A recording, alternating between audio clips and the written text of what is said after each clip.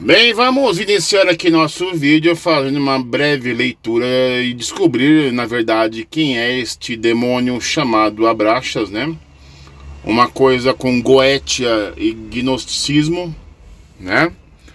Tudo relacionado uma coisa com a outra, só que dependendo das culturas ele é compreendido e acreditado de diferentes formas. Mas o objetivo será né? Temos que conhecer primeiramente quem é esse tal de Abraxas, né? Este Abraxas, também chamado de Abracax ou Abrasax, é uma divindade que, segundo alguns, é o Supremo Ser. Então essa palavrinha Supremo Ser dá uma ideia de superioridade com S maiúsculo, né? De um deus. O Mitra dos persas consagrava-se grande respeito ao seu nome, cujas letras componentes em caracteres gregos, aquele tal de AO, né, com W no final, tomadas como algarismos, formam a soma de 365, número dos dias do ano. Na mitologia persa, ele tem 365 virtudes, uma para cada dia do ano. Também é formado pelos 5 elementos: espírito, palavra, sabedoria, poder e prudência. Era um arconte com aparência de quimera, semelhante a um basílico, um demônio que era representado com uma cabeça de galo ou um rei, corpo de um homem, pernas em forma de cobras, grande barriga e rabo cheio de nós.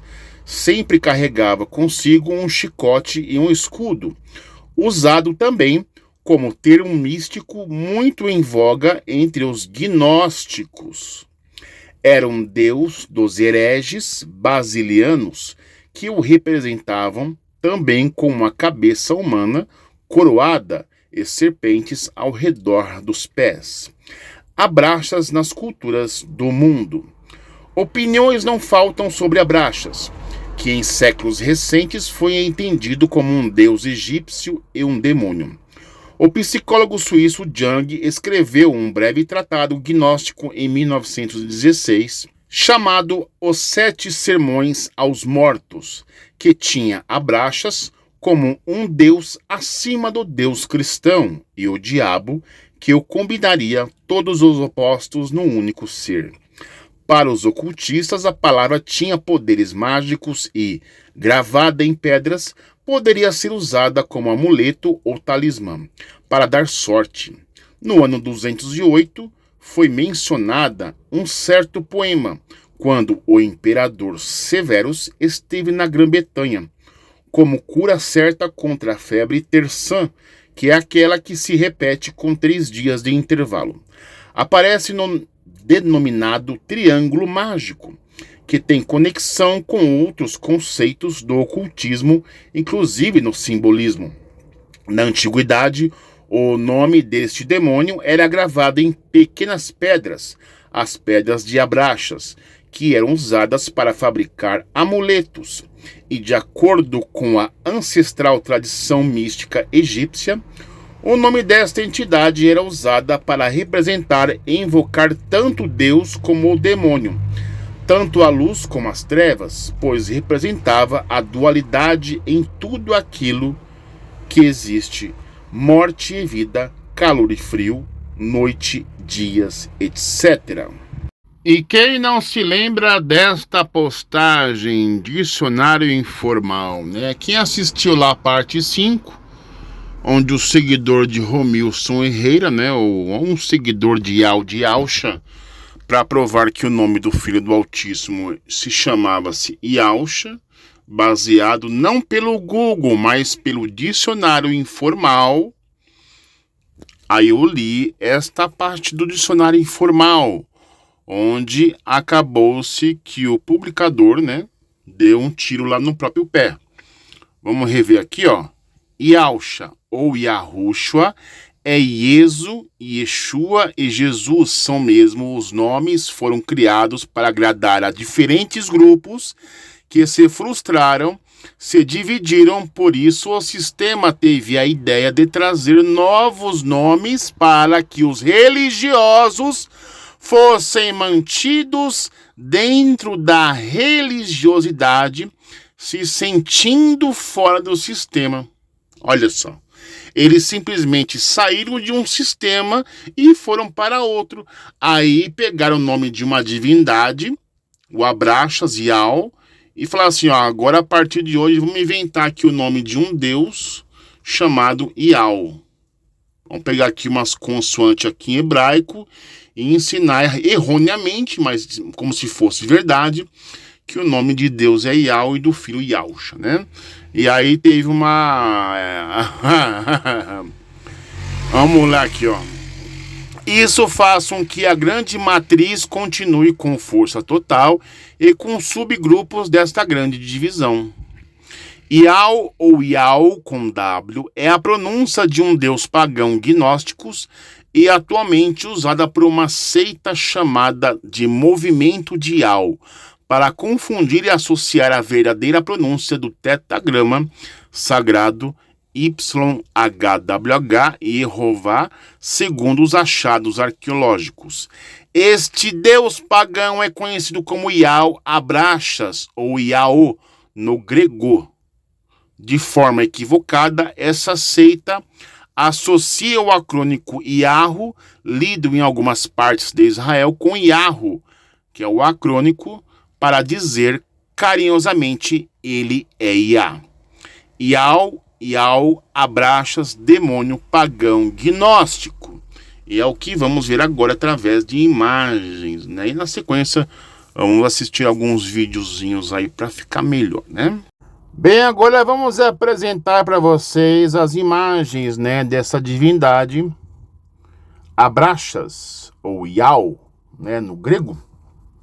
Então temos aí, né, o corpo de homem, a grande barriga estufada, né, cabeça de galo e pernas de serpentes. Vamos dar um zoom aqui, ó. Tá vendo?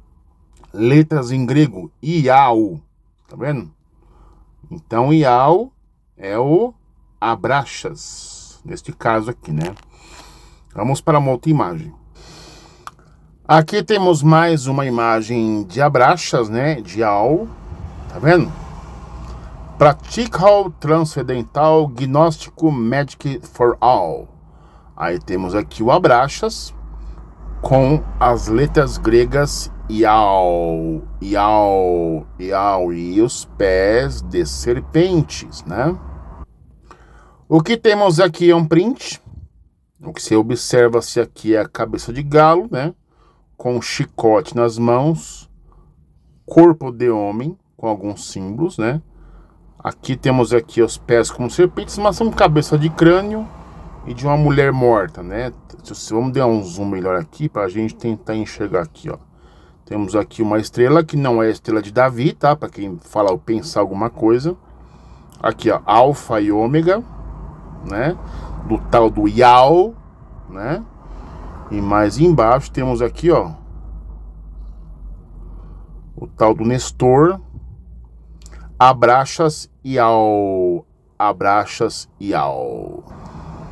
Temos mais uma imagem, Abraxas com chicote, corpo de homem, pés de serpentes e um grande escudo. Esta aqui já é relacionada com a capa do vídeo, né? Aqui, ó, Alfa e Ômega, Ial, né, com cabeça de galo, só que aqui ele está com uma lança, né, e aqui as pernas de serpentes. Aqui também no mesmo esquema, Ial, né, mas é Ial, né, com U, né, é coisas para enganar, só isso, né, gente. Aqui nesse desenho vemos aqui um anel, né? Vamos dar um zoom aqui para melhorar. Olha só, Iau, tá vendo aqui, ó, Iau, tá vendo? Tudo letras gregas. Aqui, ó, ele com chicote na mão, corpo, cabeça de galo, pernas de serpentes. Aqui vemos um outro tipo de anel com a imagem, né? Como a gente leu no começo, Iau, tá vendo? Letras gregas, Iau. אני מחזיק ביד קמע מהתקופה הביזנטית שנתגלה בחורבת ארבל לפני 40 שנה פחות או יותר על ידי תושבת מושב ארבל, טובה חביב, זיכרונה לברכה. הפריט הועבר לידי רשות העתיקות. הקמע והסצנות שמופיעות עליו מאוד מעניין, ממש מרתק. אפשר לראות בצד הפנים של הקמע דמות של רוכב על גבי סוס שמקיפה את הסצנה, ובה כתוב ביוונית האל האחד המנצח את הרוע. מתחת יש לנו את האותיות איוטה, אלפא, אומגה וטאו, אותיות היווניות, ואז בעצם הדבר מספר לנו שגם יהודים ענדו קמעות מהטיפוס הזה, טיפוס מיוחד, כשהמטרה הייתה להגן מפני רוחות רעות, שדים ועין הרע. O amuleto foi provavelmente produzido na região para proteger contra demônios e a maldição mágica conhecida como mal-olhado, uma velha crença mantida em todo o mundo antigo pelo menos desde o século VI a.C. de acordo com esta crença. Acredita-se que o amuleto, que já foi usado em um colar, data de cerca de 1500 anos atrás, durante o período bizantino de acordo com a Autoridade de Antiguidades de Israel, IAA. Naquela época, a região era governada pelo Império Romano do Oriente, que também era conhecido como Império Bizantino em homenagem a Bizâncio, o antigo nome da cidade em que se baseava. Até então Bizâncio havia sido renomeado Constantinopla, e agora é Istambul. Embora o amuleto esteja inscrito com letras gregas, elas formam o nome judaico de Deus.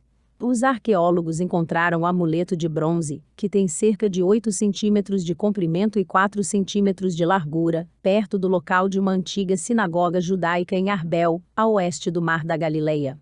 A localização e as inscrições sugerem que o amuleto pode ter sido usado por alguém que era judeu, apesar de suas origens religiosas, disse Ethan Klein, arqueólogo do IAA.